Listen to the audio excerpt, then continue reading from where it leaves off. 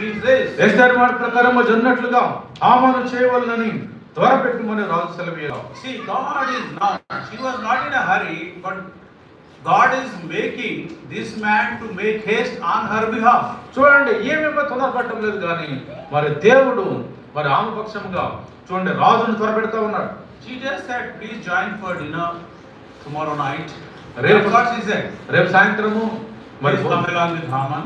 రేపు సాయంత్రము మరి భోజనానికి మీరును హామాను తీసుకొని రండి అని మాత్రం ఆహ్వానించింది అంతే. And now the king is saying, make haste and make everything ready.